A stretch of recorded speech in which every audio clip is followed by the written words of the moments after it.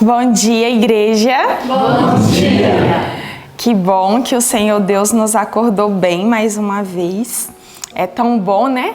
Não só acordar, mas acordar com Jesus no coração e num ambiente tão favorável, ouvindo o canto dos pássaros, vendo tantas flores coloridas, né? Que coisa linda, que sentimento prévio de como vai ser o céu. Bom dia, querido. Bom dia. Bom dia, igreja. Bom dia para você de casa. Hoje promete ser um dia muito feliz. Nós somos muito gratos por terem vocês conosco agora aqui para louvarmos a Deus. Vamos nos unir a esse louvor, então? Vamos nos ajoelhar e orarmos a Ele.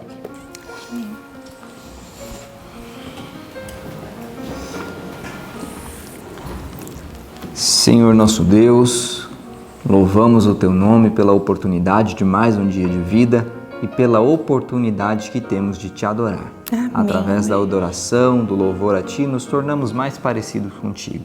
Que isso venha se realizar em nossa vida e na vida de todos que participarem da adoração ao Senhor.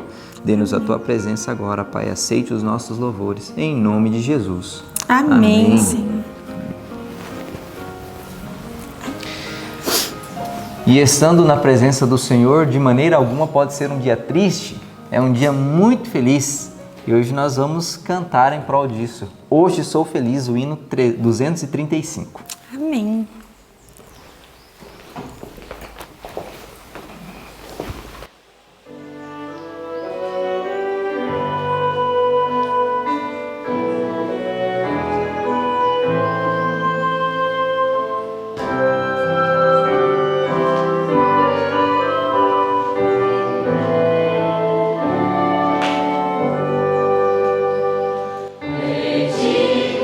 Foi que Cristo me encontrou.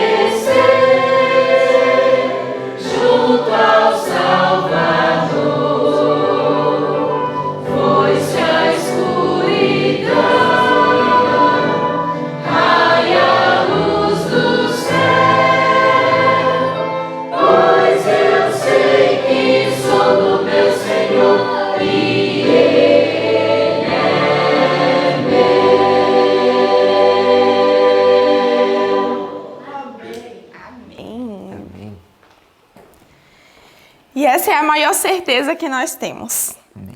Pertencemos a alguém. E não é qualquer pessoa, é o Rei do Universo. Amém? Que isso possa encher o seu coração nesse dia, saber que você tem um Pai que te ama, que te ampara, que cuida de você.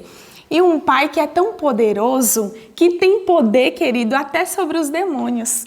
E o texto dessa semana que nós estamos decorando, e se você está chegando por aqui hoje, talvez seja o seu primeiro vídeo, o texto dessa semana está no livro de Marcos. Marcos capítulo 1, do versículo 23 até o verso 25. E nós aqui como igreja vamos falar juntos também. Vamos lá então, no 3, todos juntos? 1, 2, 3. Marcos 1, do 23 ao 25. E estava na sinagoga deles um homem com o espírito imundo, o qual exclamou, dizendo: Ah, que temos contigo, Jesus Nazareno? Vieste destruir-nos? Bem sei quem és, o Santo de Deus. E repreendeu Jesus, dizendo: Cala-te e sai dele. Marcos 1, do 23 ao 25. Marcos 1, do 23 ao 25. E estava na sinagoga deles um homem com um espírito imundo, o qual exclamou, dizendo: Ah, que temos contigo, Jesus Nazareno? Vieste destruir-nos? Bem sei quem és, o Santo de Deus. E repreendeu Jesus, dizendo: Cala-te e sai dele. Marcos 1, do 23 ao 25. Marcos 1, do 23 ao 25. E estava na sinagoga deles um homem com um espírito imundo, o qual exclamou, dizendo: Ah, que temos contigo, Jesus Nazareno? Vieste destruir-nos? Bem sei quem és, o Santo de Deus. E repreendeu Jesus, dizendo: Cala-te e sai dele. Marcos 1, do 23 ao 25. Amém. Amém. Esse Deus é todo poderoso mesmo e nos tornamos mais fortes e poderosos quando estudamos a sua palavra. Amém. E neste momento nós vamos recapitular o estudo desta manhã. Que Deus os abençoe. Amém. Bom dia, amada igreja. Bom dia. Olha nós aqui de novo, né? Ontem eu estive aqui junto com você para mostrar alguém que estava nos acompanhando aí de casa, né? Nós mostramos uma amiga nossa, né? Que está nos acompanhando desde o início do ano. Mas hoje eu gostaria de mostrar para você aí de casa um pouquinho de nós também. E nós queríamos mostrar para você o que está acontecendo lá no campo missionário. Vocês sabem que nós, como Escola de Profetas, temos apenas um objetivo: formar missionários para irem para cidades que não tenham presença adventista. E vocês irão ter a oportunidade agora de conhecer um casal de missionários aqui da escola que está lá numa cidade chamada Quixaba. Talvez você nunca tenha ouvido falar numa cidade com esse nome, né? Quixaba é uma cidade aqui no Pernambuco, uma cidade bem pequena. E esse casal está lá. Eles chegaram lá, não tinha presença adventista, e agora eles estão lá fazendo um lindo trabalho para o nosso Deus. E eu queria que você acompanhasse, que você visse o que o Senhor Deus está fazendo através da escola, através também de você que participa aqui conosco.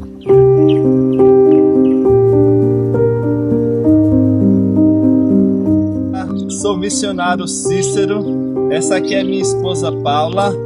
Somos missionários da Escola de Profetas, estamos aqui no sertão de Pernambuco, na cidade de Quixaba.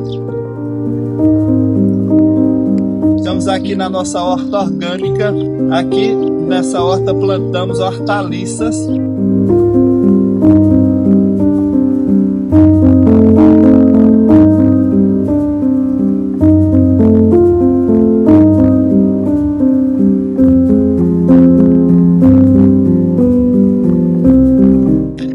Essas hortaliças nós estamos também cuidando da saúde das pessoas, tudo orgânico, sem nenhum agrotóxico, e Deus tem trabalhado, né, curado pessoas. E nós também fazemos doações para os nossos estudantes. Eles não têm costume de comer muita hortaliça porque moram aqui num local seco e não chove constantemente, mas Deus tem feito milagres aqui. Tá aqui. Deus abençoe todos vocês.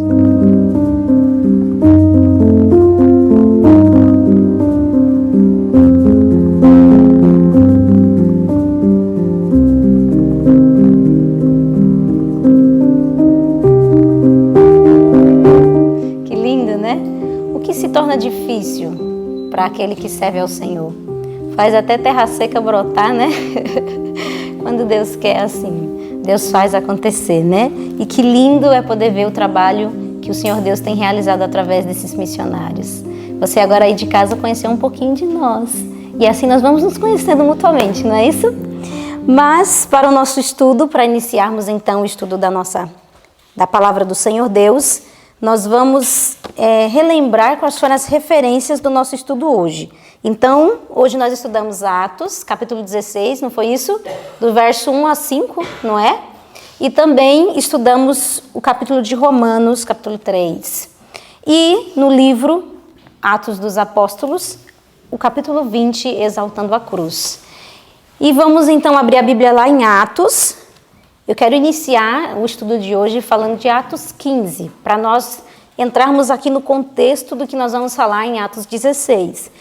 Ontem, a professora Joselita, né, explanou muito bem a respeito da contenda ali, da situação que houve entre gentios e judeus, faz a circuncisão ou não, e tudo isso foi resolvido em uma assembleia em Jerusalém. E após essa assembleia, o que acontece? Paulo retorna a Antioquia com os resultados daquela assembleia. Olha aqui o que foi decidido, o que vai ser preciso ser feito para que haja paz, para que não haja mais contendas em relação a esse assunto. Tudo foi resolvido. E lá, aqui em Atos 15, os versos 30 e 31, vai falar justamente isso. Paulo falando assim para eles, ó: tendo eles então se despedido, partiram para Antioquia e, ajuntando a multidão, entregaram a carta. E quando a leram, alegraram-se pela exortação. E aí eles continuaram ali por alguns dias. Paulo e Barnabé ficaram em Antioquia, verso 35. Eles ficaram em Antioquia ensinando e pregando com muitos outros a palavra do Senhor. Até que então, Paulo disse assim para Barnabé: a gente precisa fazer, sabe o quê? A gente precisa voltar nas cidades que nós evangelizamos e batizamos pessoas e convertemos pessoas por lá, porque nós precisamos firmar a fé dessas pessoas. Nós precisamos ajudá-los, são bebês na fé, eles precisam de apoio. Sabe que isso é discipulado, né? Não é só batizar e agora você já é da igreja, você que se vire, você que anda com as suas próprias pernas. Não, isso é discipulado. É você pegar a pessoa ali que iniciou a jornada cristã agora e você dizer: vem cá, eu vou te ajudar, eu tenho mais experiência, então eu vou te dar força para que você desenvolva fé, coragem, ânimo, vitória, assim como eu também desenvolvi. E foi isso que Paulo fez. E quando você pega o capítulo 20 do Atos dos Apóstolos, tem um parágrafo aqui na página 207, onde a senhora White vai falar. O parágrafo inicia assim, ó: todo verdadeiro pastor...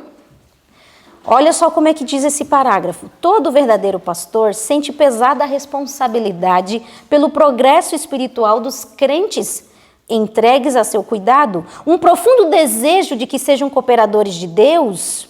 Você sabe que aqui a palavra está sendo usada pastor, mas isso é dado a todos aqueles que são ministros do Senhor, que pregam da palavra do Senhor. É para você também, missionário, membro, para você que evangeliza e para você que tem atuado no campo missionário, salvando pessoas, isso está aqui também para você. O nosso coração deve levar essa responsabilidade de que preocupação pelo progresso espiritual da pessoa que você alcançou para o evangelho.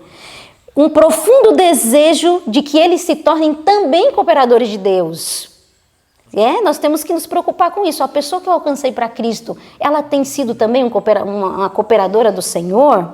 Ele sente que da fiel execução da tarefa que Deus lhe entregou depende em grande medida o bem-estar da igreja? Fervorosa e incansavelmente busca inspirar os crentes com o desejo de salvar pessoas para Cristo, lembrando-se de que cada acréscimo à igreja representa mais um instrumento para dar a conhecer o plano da redenção. Paulo sentia que até a sua própria salvação estaria em perigo se falhasse em cumprir o seu dever. Era isso que havia no coração de Paulo. Ele disse: Barnabé, nós temos que voltar e fortalecer os nossos irmãos, é nosso dever diante de Deus. Ele sentia que se ele não fizesse isso, a própria salvação dele estaria em perigo. Pensa só nisso. Se eu não pregar o evangelho, se eu não fortalecer essas pessoas, se elas não se tornarem cooperadoras de Deus, o que eu ganhei? Meu trabalho foi em vão? Então eles decidem voltar, visitando já as cidades que eles haviam pregado. Só que aí surge um problema. Barnabé disse assim: vamos, claro que vamos, mas eu vou levar Marcos. Que? Marcos? Aquele desertor? Aquele que não aguentou as durezas da obra? Não, vai não. Aí Barnabé disse, né, não, eu vou levar Marcos. Ele quer voltar ao ministério, ele está arrependido, eu acredito nele, ele tem boas qualidades. E Paulo bateu o pé e disse: não vai mesmo, não vai, eu não quero esse menino com a gente, ele não aguenta, ele já disse que não aguenta, ele fugiu, não vai. E a contenda foi tão forte, aqui na palavra do Senhor, em Atos capítulo 15, verso 38, olha só o que diz: mas a Paulo parecia razoável que não tomasse consigo aquele que desde a Panfilha se tinha apartado deles e não os acompanhou naquela obra. E tal contenda houve entre eles que se apartaram um do outro. Barnabé, levando consigo a Marcos, navegou para Chipre. E Paulo, tendo escolhido a Silas, partiu, encomendado pelos irmãos à graça de Deus, e passou pela Síria e Cilícia, confirmando as igrejas. E quando você vai para o capítulo 20 de Atos dos Apóstolos, o parágrafo da página 202 vai falar sobre essa situação que aconteceu entre Paulo e Barnabé.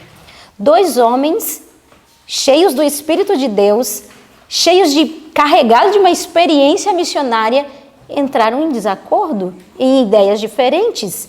Mas não pensa que isso foi ao ponto de eles se tornarem inimigos e atrapalhar a obra de Deus. Pelo contrário, foi um desencontro de ideia e de pensamento. Paulo disse: não quero trabalhar com Marcos. Eu acredito que ele não aguenta a obra a qual nós estamos servindo, porque para trabalhar nessa obra precisa de paciência, altruísmo, bravura, devoção, e eu não enxergo isso em Marcos.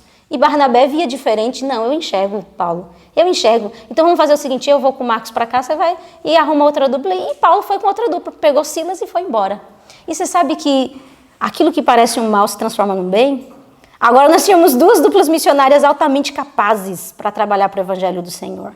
E Paulo, pegando a Silas, saiu para um outro rumo, e Barnabé com Marcos para um outro, para evangelizar. Permaneceram na obra do Senhor trabalhando. E agora Paulo está com Silas. Quem era Silas? Aqui o livro diz que Silas era um obreiro experimentado. E eu gostei porque diz que ele era dotado do dom da profecia. Já achei ele muito capaz. Ele era dotado do dom da profecia e ele entendia a obra a qual ele tinha sido chamado. Era ativo também. E então Paulo se agregou a Silas e saíram para pregar, para evangelizar. E agora nós tínhamos essas duas duplas missionárias. E quando Paulo e Silas voltam pelas cidades que Paulo queria voltar, uma das cidades foi Listra. Listra foi a cidade que Paulo passou por uma situação bem interessante. Qual foi a situação que Paulo passou lá em Listra? Ele foi apedrejado. E ele voltou para lá, para quê mesmo? Para pregar o evangelho. Corajoso, né? Tem medo não de levar a segunda pedrada, né? Voltou lá e foi ver como é que estava a obra, como é que estão as pessoas que eu evangelizei aqui. Quando ele voltou, ele ficou tão feliz de encontrar crentes que estavam firmes na palavra do Senhor. E ele encontrou quem? Timóteo. Eita, Timóteo. Quem era Timóteo? A Bíblia diz aqui, em Atos, capítulo 16. É aqui em Atos 16? Atos 16. A Bíblia diz aqui em Atos, capítulo 16, verso 1. E chegou a Derbe e Listra, e eis que estava ali um certo discípulo por nome Timóteo, filho de uma judia que era crente, mas de pai grego. Então Timóteo era um jovem que tinha uma mãe judia. E ele teve uma educação que o preparou para esse ministério. Ele teve uma educação bem embasada. A mãe dele, uma judia piedosa, a avó também, né? E ele foi educado pela mãe e pela avó, embora que o pai fosse grego, fosse gentil. Mas ele herdou, ele recebeu a educação judaica. E ele estava preparado, embora muito jovem, para seguir o ministério junto a Paulo.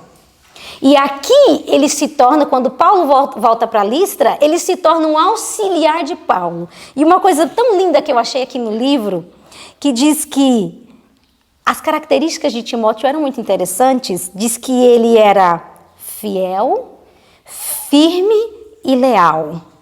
A sua boa educação tinha conservado a sua linguagem pura. Que bonito, né, isso ser descrito de alguém. A linguagem de Timóteo era pura. E ele era incontaminado pelas influências ao seu redor. Olha só o peso de uma boa educação. Olha quem Timóteo se tornou devido aos primeiros anos que ele foi educado pela sua mãe e pela sua avó. Linguagem pura, incontaminado, fiel, leal. E que entendia a obra a qual Paulo estava servindo. Que quando ele olhou para Paulo, ele falou assim: poxa, eu quero ser igual a esse homem. Ou quem me dera se eu pudesse acompanhar ele nas missões que ele faz. E ele não tinha medo de sofrer, não. Não tinha medo do sofrimento, nada. Não se importava em sofrer, em padecer. Ele queria era isso mesmo. E uma coisa muito interessante que eu achei sobre Timóteo, diz que ele não tinha brilhantes talentos. Ele não era uma pessoa talentosa. Mas diz que ele empregava na obra de Deus todas as suas faculdades. Tudo que ele tinha, ele empregava na obra de Deus. Podia não ser o mais talentoso, mas era o mais esforçado. E Deus honrou a Timóteo por esse tipo de atitude. E aqui o livro traz, na página 205, que os que trabalham pelas pessoas tendem a alcançar um conhecimento mais profundo, mais amplo e mais claro de Deus do que pode ser obtido pelo esforço comum. Ei, você que é missionário, eu que sou missionária, é nosso dever conhecer a Deus de maneira mais profunda. Sabe por quê? Porque existem pessoas que precisam desse auxílio e você vai ter que auxiliar. Eu me encanto de ver e ler no Desejado de Todas as Nações, quando a senhora White vai falar que Jesus acordava pelas madrugadas todos os dias para que os seus lábios fossem ungidos e assim ele ter o que falar para aquelas multidões.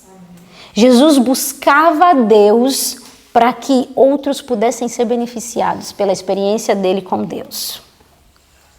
Consegue entender isso? Você tem que buscar a Deus tendo essa consciência. Hoje eu vou encontrar alguém, eu vou passar por alguma situação que aquela pessoa vai precisar do que Deus vai colocar no meu coração hoje. Então você tem um dever de buscar Deus por causa do outro. O outro precisa disso. Eu não posso não ter o que falar na hora que ele precisa ouvir a palavra do Senhor. E Timóteo entendia isso. Paulo entendia isso, Barnabé entendia isso, Silas entendia isso. E por isso eles pregavam, buscavam ao Senhor. E Timóteo agora se une a Paulo e Silas para pregar e sofrer por causa de Cristo. Porque é nosso privilégio não somente pregar, mas também padecer por ele. E lá estava Timóteo. E Paulo amava demais Timóteo, não amava? Amava, ele admirava demais as características de Timóteo. E diz que durante as viagens eles ficavam conversando, né? Sobre as histórias bíblicas e Paulo ficava testando ele, né? Perguntando, como é que é a história? Me explica aí, vamos lá. Ficava treinando Timóteo e Timóteo confiava tanto em Paulo que todas as vezes que ele ia dar um passo, ele fazia o quê? Será esse o caminho, Senhor? Ele buscava orientação, instrução. Pensa que tipo de relacionamento gostoso, né? Entre o líder e o liderado. Mas por quê? Timóteo entendeu que ele deveria aprender de Paulo. E Paulo estava disposto a ensinar Timóteo. E aí casou tudo, não foi? E aí eles pregaram e foram avançando na obra de Deus. E aí aconteceu uma situação que está aqui em Atos 16. Uma situação de que Timóteo não era circuncidado. E aí, Paulo, e agora? O que nós vamos fazer? Timóteo não é circuncidado? E aí ele deu uma orientação para Timóteo, que está aqui no versinho 3, do capítulo 16. Paulo quis que este fosse com ele, e tomando o circuncidou. Peraí. Paulo não tinha dito que não precisava de circuncisão. Não foi até Jerusalém brigar por causa disso. Brigar não, né? Resolver a situação. E agora ele diz, Timóteo, você vai ter que se considerar. Se você quiser ir comigo. Parece que Paulo está meio perdido. Aí diz assim, agora explicar a razão. Por causa dos judeus que estavam naqueles lugares, porque todos sabiam que seu pai era grego. Porque mesmo Paulo disse para Timóteo, você vai ter que circuncidar. Se você quiser ir pregar comigo aí, investir nessa obra, você vai ter que circuncidar. Olha aqui a página 204. Diz que foi uma medida cautelosa. Deus dá discernimento. Foi uma medida cautelosa. Paulo aconselhou prudentemente a Timóteo que se circuncidasse. Não que Deus o exigisse. Deus não exigia, mas a fim de tirar do espírito dos judeus aquilo que poderia servir de objeção ao ministério de Timóteo. Peraí, vamos tirar essa trave do meio do nosso caminho? Isso aqui vai nos causar dor de cabeça, confusão, não é ponto de salvação mesmo, nós não estamos quebrando nenhum princípio. Então vamos lá, Timóteo, vamos circuncidar para a gente não ter tanto entrave enquanto a gente for pregar o evangelho? Que poderia servir de objeção ao ministério de Timóteo. Em sua obra, Paulo devia viajar de cidade em cidade, em muitas terras, e teria muitas vezes ocasião de pregar a Cristo em sinagogas judaicas, bem como em outros lugares de reunião. Viesse a ser sabido que um de seus companheiros de trabalho era incircunciso e sua obra seria grandemente entravada pelo preconceito e fanatismo dos judeus. Consegue perceber o quanto nós precisamos de discernimento do céu para tomar posições como essa que Paulo tomou? Dizer, nós estamos quebrando princípio? Não. Vai fazer alguma diferença você circuncidar? Não. Então, já para não atrapalhar a obra de Deus, vamos fazer isso, Timóteo? Que a gente vai poder pregar o evangelho à vontade, a gente vai poder entrar nas sinagogas, falar com os judeus, e eles não vão ficar perseguindo a gente vai ter um pouco de paz para fazer a obra de Deus. E Timóteo aceitou, foi circuncidado, e agora ele estava ali junto a Paulo, pregando o evangelho de Cristo. E enquanto eles viajavam, uma das cidades que ele passou foi na cidade de Galácia. Ele estava passando pelas regiões de Galácia, e lá ele encontrou os Gálatas e ele começou a pregar para os Gálatas. Só que os Gálatas eles eram altamente idólatras. Tinham muitos ídolos. E você sabe que eu fiquei pensando nisso. Eu fiquei pensando, poxa vida, quantas vezes na nossa vida nós encontramos pessoas improváveis pelo meio do caminho? Que a gente fala assim, essa daí, se batizar, usar saia. Eu me lembro que quando eu fazia o ensino médio, foi quando eu conhecia a mensagem adventista, eu tinha dentro da minha sala de aula uma menina que era adventista, eu não sabia que ela era adventista, e nós éramos amigas. E aí eu percebi que ela começou a falar de Deus para uma amiga uma outra amiga que nós tínhamos em comum. Mas ela não falava para mim. Eu achei aquilo estranho, né? Porque eu era meio assim, meia estranha, ela dizia, né? Ela dizia que eu andava com lápis preto no olho, que eu gostava de roupa preta, que não sei o quê, que ela olhava para mim e pensava assim, essa menina nunca vai se interessar pelo evangelho. Olha só como ela se veste, toda de preto, toda estranha, ela não vai querer saber nada disso. E na realidade, a pessoa a qual ela evangelizou também aceitou a mensagem de Deus, mas hoje ela, infelizmente, não está na igreja, e eu também aceitei a mensagem do Senhor. Então, as pessoas improváveis, que a gente olha e fala assim, ixi, essa daí não vai querer não. A gente não sabe a obra que o Espírito Santo está fazendo. E quando Paulo chegou lá em Galácia, chegou aos Gálatas, um povo tudo idólatra, um campo que não era provável de que ia sair nada. Mas ele começou a pregar. E o tema da pregação de Paulo era uma coisa interessante. Qual era o método de Paulo, de Silas, de Timóteo, que dava tanto êxito? Por que pessoas improváveis se entregavam à mensagem a qual eles pregavam? Qual era esse tema que fazia com que as pessoas não resistissem, mas se entregassem por completo? Porque onde Paulo passava, ele tinha êxito. Ele tinha pessoas que se entregavam, e não era pouca gente não, era muita. Era porque Paulo era eloquente? Era porque Paulo falava bem, apelava aos corações? Não. O livro trouxe na página 208, no parágrafo que começa, a maneira como Paulo viveu entre os Gálatas, foi de tal maneira que ele viveu entre os Gálatas, que ele próprio escreveu lá em Gálatas a carta, né? que ele diz assim, ó, rogo-vos que sejais como eu. Olha só o nível de vida que Paulo levou no meio deles. E lá no final desse parágrafo diz que corações eram quebrantados ao apresentar ele o amor de Deus como revelado no sacrifício de seu único filho. E muitos eram levados a perguntar, que devo fazer para salvar-me? Esse método de apresentar o evangelho caracterizou o trabalho do apóstolo através de seu ministério entre os gentios. Conservava sempre diante deles o quê?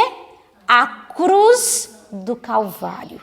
Não nos pregamos a nós mesmos, declarou ele depois de anos em sua experiência, mas a Cristo Jesus, o Senhor, e nós mesmos somos vossos servos por amor de Jesus, porque Deus que disse que das trevas resplandecesse a luz, é quem resplandeceu em nossos corações, para a iluminação do conhecimento da glória de Deus na face de Jesus Cristo. Qual era o método de Paulo?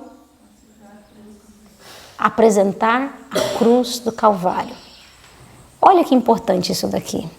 Lá em Romanos capítulo 3, vai dizer para nós uma situação bem interessante, que vai completar essa ideia de usar a cruz de Cristo como método de salvação, como método de pregação e alcançar almas. Olha aqui, ó, Romanos capítulo 3, que também foi um dos capítulos que nós estudamos hoje. Por que Paulo apostava tanto em pregar sobre a cruz de Cristo? Sabe, a cruz é o ponto. É um ponto onde Deus é revelado. Quem é Deus? Olhe para a cruz. Você vai ver Deus revelado ali. Mas a cruz também é o ponto onde nós enxergamos quem nós somos. E a necessidade que nós temos diante de um Deus santo e justo. Porque na cruz é revelado a nossa necessidade e a nossa carência. É isso que está escrito aqui em Romanos, capítulo 3, verso 10. Como está escrito, não há um justo, nenhum sequer. Porque se houvesse um justo sequer, não necessitaríamos da cruz de Cristo. Mas por não sermos justos, por não termos capacidade de salvação em nós mesmos, precisamos da cruz. Não há ninguém que entenda, não há ninguém que busque a Deus. Todos nós estávamos completamente desviados. Todos se extraviaram e juntamente se fizeram inúteis. Não há quem faça o bem, não há nenhum só. Essa é a nossa condição. Então, a cruz de Cristo, ela é o centro que atrai. Quando eu for levantado, todos atrairei a mim. Atrairei para a revelação do meu amor, de quem eu sou, porque eu me dou por aqueles que amo. A cruz de Cristo apresenta a nossa necessidade e é onde encontra o ponto de restauração para o homem caído. É lá na cruz, Diego, que nós recebemos força para sermos transformados. É dela que vem o poder para sermos regenerados ao original, ao que foi criado no Éden. Nós precisamos aprender a congregar junto à cruz, assim como Paulo fazia. Sabe, as nossas meditações, as nossas mais profundas meditações, deveria ser no sacrifício de Jesus. As nossas conversas deveria ser baseado no que Cristo fez por nós. Deveríamos meditar mais, conversar mais sobre esse assunto. Isso deveria fazer parte da nossa vida comum, porque esse é o meio que Deus escolheu para mover o mundo. E é assim que pessoas são alcançadas. Quando as pessoas ouviam Paulo falar do amor de Deus e do sacrifício feito por eles, eles não conseguiam resistir. E aí a cruz dava poder para que eles mudassem de vida. Porque a cruz é poder. É poder. E que o meditar na cruz mova as nossas mais gratas emoções. Você vai ser diferente se você aprender a meditar mais no sacrifício de Jesus. Você vai ser mais agradecido, você vai ter mais amor para dar, você vai ter mais compreensão para com as pessoas, porque você entende também a sua necessidade, você entende que o outro também é tão necessitado quanto você. E era por isso que o ministério de Paulo funcionava, porque a cruz era o centro de sua pregação, de sua meditação. Porque o poder que emana da cruz nos torna mais do que vencedor. É isso que a palavra de Deus nos ensina. Você quer ser mais do que vencedor? Eu quero ser. Então, se você quer ser mais do que vencedor, que nesse dia o seu meditar, o seu conversar, o seu orar seja sobre a cruz de Jesus. Seja sobre o sacrifício feito por nós e que o Senhor Deus possa ser exaltado através da sua vida e da minha também. Para isso nós vamos orar, nós vamos pedir isso para Deus. Senhor Deus, faz isso em mim. Coloca isso que o Senhor colocou em Paulo dentro de mim. Então vamos nos ajoelhar para falarmos com Deus.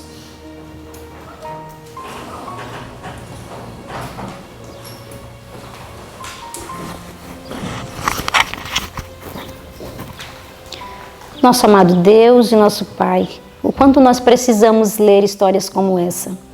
Nós precisamos, Senhor, porque com essas histórias o Senhor nos ensina tanto. Com esse testemunho de Paulo, de Timóteo, de Silas e Barnabé, nós aprendemos tanto, Senhor.